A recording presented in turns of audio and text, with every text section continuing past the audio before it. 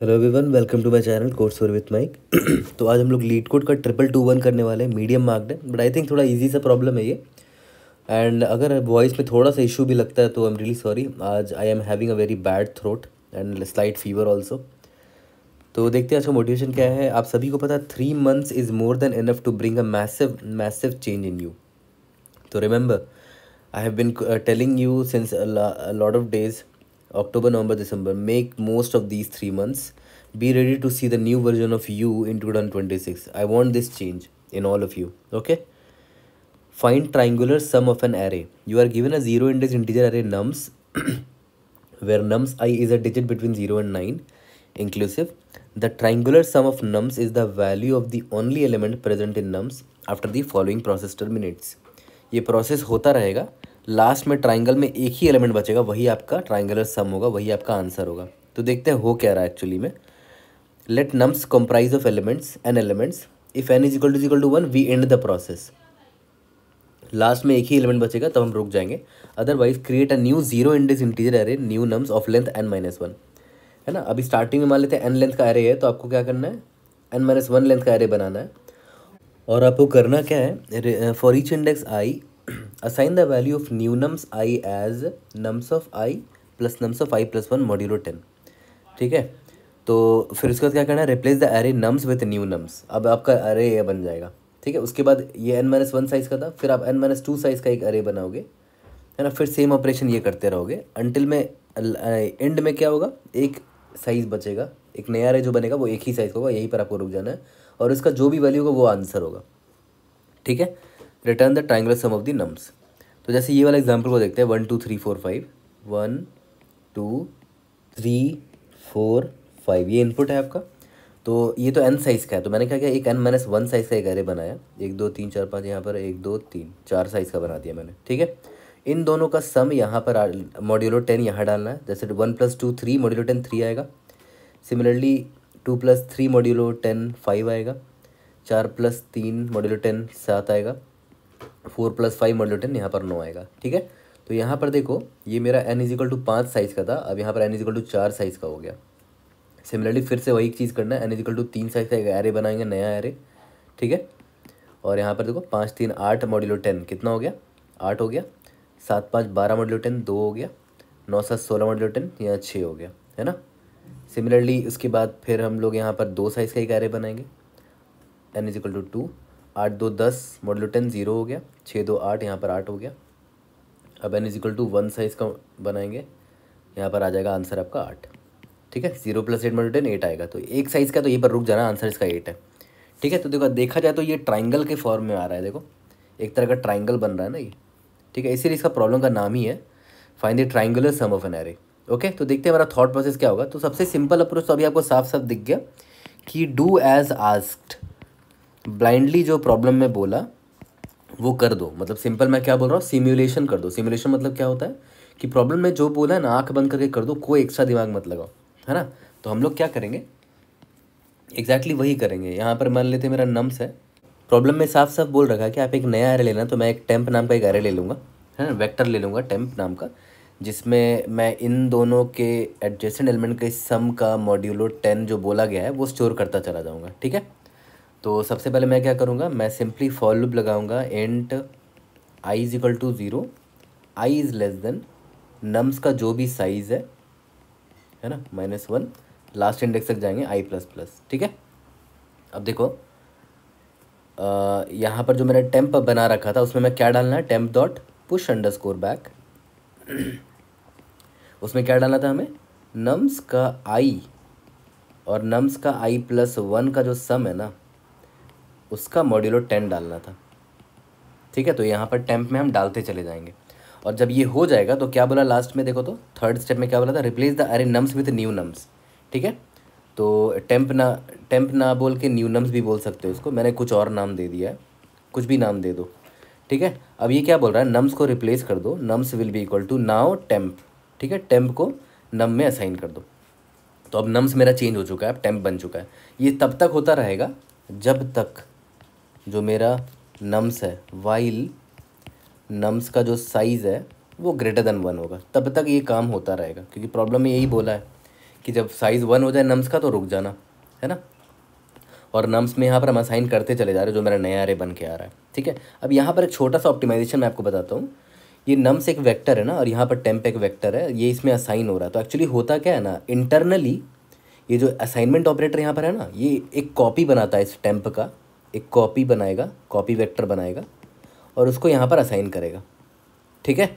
But वो copy बेकार में जो बन रहा है ना आपका, बेकार का स्पेस जा रहा है, बेकार में टाइम जा रहा है आपका, क्योंकि अब आप इसको, आपको इस टेम्प का अब काम है ही नहीं, तो पूरी की पूरी तरह आप इस टेम्प को ख़त्म कर सकते हो। उसके लिए आप सिंपली क्या यूज़ कर सकते हो, मूव फंक्शन यूज़ कर लो C++ में, ठीक है। स्टैंडर्ड टेम्पलेट लाइब्रेरी का ये यूटिलिटी फंक्शन है std मूव, ठीक है। तो मैंने मूव किया, इसमें क्या होगा कि जो इंटरनली बेकार का कॉपी बन रहा है ना, वो कॉपी बनने की ज़रूरत नहीं पड़ेगा। ये थोड़ा फास्ट है, मेमोरी इफिशिएंट है ये मेथड, ठीक है।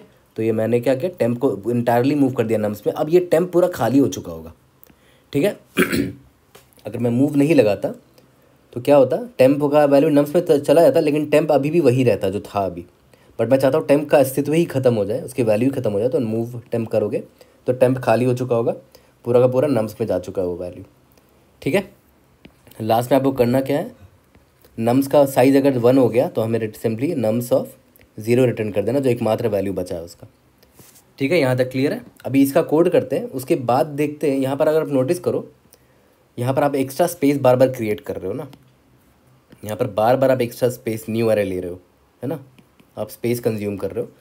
नेक्स्ट अप्रोच पे आएंगे कि क्या हम इसको ओवन स्पेस में बना सकते हैं, ठीक है। पहले इसका कोड करते हैं, फिर नेक्स्ट अप्रोच पे आते हैं। सबसे पहले मैंने आपको बता दिया था कि ये जो प्रोसेस है ये तब तक चलेगा जब तक नम्स का जो साइज़ है ना, नम्स डॉट साइज़ एक ग्रेटर देन 1 रहेगा, तब तक ही हम करते रहेंगे। एक नया वेक्टर बनाने को कहा गया था, मैंने बना दिया। For int i is equal to 0, i is less than nums dot size -1 i plus plus. अच्छा हाँ, यहाँ पर -1 क्यों कर रहे हैं, क्योंकि याद करो हम हर एक इंडेक्स को और इसके नेक्स्ट वाले इंडेक्स को एक्सेस करते हैं, तो इसीलिए लेस देन n-1 तक जा रहे हैं, ठीक है। तो temp dot push underscore back, क्या डालना था भाई, nums of i plus nums of i plus 1 modulo 10, ठीक है।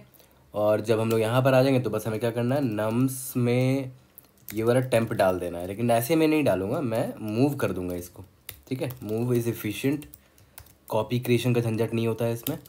लास्ट में रिटर्न नम्स ऑफ 0, सबमिट करके देखते हैं। अगर आप नोटिस करो तो ये बाहर वाला जो वाइल लूप है वो n टाइम्स चलेगा, क्योंकि देखो इसका साइज़ जो है n होगा स्टार्टिंग में, तो ये वाइल लूप n टाइम्स चलेगा और अंदर n टाइम्स बार बार लूप चल रहा है, तो n² टाइम कॉम्प्लेक्सिटी जा रहा है ये, ठीक है। और n² ये क्यों एक्सेप्टेबल है, क्योंकि भाई कंस्ट्रेंट इसका छोटा है। बट सबसे बड़ी प्रॉब्लम क्या है कि हम लोग स्पेस बार बार लिए जा रहे हैं, ठीक है, बार बार टेम्प क्रिएट कर रहे हैं, है ना। टेम्प का साइज़ अगर n है, फिर नेक्स्ट टाइम n-1 साइज़ का बनाया, फिर n-2 साइज़ का बनाया, तो अप्रॉक्सीमेटली कितना बन जाएगा, टोटल n² स्पेस बनता चला जा रहा है देखा जाए तो। क्योंकि देखो यहाँ पर एक ट्राइंगल को देखो ना, इसका साइज़ n है, एक वेक्टर था, फिर एक और वेक्टर बनाया n-1, एक और वेक्टर बनाया, एक और वेक्टर बनाया, एक और वेक्टर बनाया, तो अप्रॉक्सीमेट करके देखो एक तरह का एक पूरा का पूरा 2D अरे बन गया ये, है ना। बस हर लेयर में एक साइज़ कम होता चला जा रहा है। तो वर्स्ट केस में मैं क्या बोल रहा हूँ कि n² स्पेस चला जा रहा है ये, ठीक है। तो देखते हैं कि इसको ओ ऑफ कांस्टेंट स्पेस में कैसे बना सकते हैं, मतलब गिवन इनपुट में ही मैं चेंज करके क्या इसको सॉल्व कर सकता हूँ, वो देखते हैं एक बार। तो देखो इसको ओवन स्पेस में कैसे बना सकते हैं वो समझते हैं। पहले तो आपको याद होगा कि हर बार होता क्या है, जैसे अभी यहाँ पर इसका साइज़ अगर n है तो i पॉइंटर पहले क्या करता है, इन दोनों का सम निकाल के, मॉड्यूलो निकाल के यहाँ पर स्टोर करता था ना एक नया वेक्टर में। यहाँ पर 3 आ गया, फिर i जब यहाँ आया तो इन दोनों का सम निकाला, मॉड्यूलो 10 किया, यहाँ 5 आ गया। फिर i जब यहाँ आया तो यहाँ पर 7 आ गया। फिर i जब यहाँ आया तो उसने इतने का सम निकाला, 5 और 9 मॉड्यूलो 10 किया तो 9 आ गया।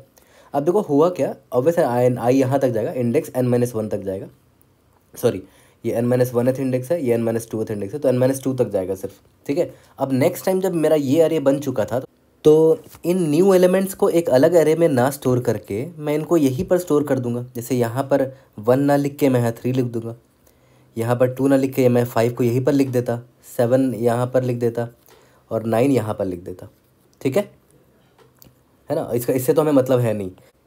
तो इस बार अब हमारा ये अरे कुछ ऐसा दिख रहा होगा, यहाँ पर 3 होगा, यहाँ पर 5 होगा, यहाँ पर 7 होगा, यहाँ पर 9 होगा। ये 5 पुराना है बट ये अब इससे हमें मतलब नहीं है, क्योंकि याद करो अब क्योंकि मेरा अरे का साइज़ अब n-1 हो चुका है ना, अरे का साइज़ n-1 हो चुका है। तो क्योंकि स्टार्टिंग में 5 एलिमेंट्स थे, अब 4 एलिमेंट्स थे, तो मुझे बस इतने को ही प्रोसेस करना है। तो मैं आई को बोल दूंगा कि अब तुम्हें आई यहाँ से यहाँ तक ही जाना है ना, क्योंकि जब आई यहाँ पर आएगा तो इन दोनों को प्रोसेस करके आंसर निकालेगा, फिर आई यहाँ आएगा तो इन दोनों को प्रोसेस करके आंसर निकालेगा, फिर आई यहाँ आएगा तो इन दोनों को प्रोसेस करके आंसर निकालेगा। आई को यहाँ तक नहीं ले जाऊँगा, है ना, क्यों? क्योंकि ये फिर इसके साथ आंसर निकाल के लेगा, जबकि ये तो अब घट चुका है ना, क्योंकि अब अरे का साइज़ हमें घटाना था हर बार। ठीक है, तो सिमिलरली हम लोग क्या करेंगे, सेम इनपुट में अरे में ही हम मॉडिफाई करते चले जाएंगे, है ना। तो ये वही नम्स है, ये भी वही नम्स है एक्चुअली में, बस उसी में हम चेंज करते चले जा रहे हैं। तो इस बार नम्स में मैं आई दोबारा से स्टार्ट करूँगा, तो मैं बोल दूंगा कि इन दोनों का सम जो होगा, जैसे 3 + 5 मॉड्यूलो 10 कितना आता, 8 आता, तो मैं इस आई में स्टोर कर दूंगा। ठीक है, तो मैं एक्चुअली में यहाँ पर ये कर रहा हूँ कि nums of i is equal to nums of i plus nums of i plus 1 modulo 10। तो नम्स ऑफ आई में ही उसका आंसर स्टोर कर दे रहा हूँ, है ना। तो यहाँ पर देखो 8 कर दिया मैंने। फिर इसके बाद आई जब यहाँ आया तो 7 × 5 = 12 मॉड्यूलो 10 कितना हो जाएगा, 2 आ जाएगा। तो यहाँ 5 की जगह मैंने 2 लिख दिया। तो देख रहे हो सेम अरे ही अपडेट होता चला जा रहा है। 9 × 7 = 16 मॉड्यूलो 10 6 हो गया, आई यही तक जाएगा, है ना। अब मेरे काम का नहीं रहा, तो अब मेरा साइज़ कितना हो गया 3। तो अब मैं बता दूंगा कि अब बस 3 साइज़ है। तो देखा जाए तो आई पॉइंटर वाला जो फॉर लूप है ना, ये आई पॉइंटर कहाँ तक जाएगा वो बस मुझे उसे बताना पड़ेगा। क्योंकि स्टार्टिंग में जब मेरा इनपुट दिया था तो आई को याद है मैं यहाँ तक ले गया था, क्योंकि आई और i+1 का मैं सम निकालना था। नेक्स्ट टाइम आई को फिर मैं यहाँ तक ले गया, क्योंकि यहाँ से यहाँ तक का बस सम निकालना था, एंड सो ऑन। तो आई घटता चला जाएगा, है ना।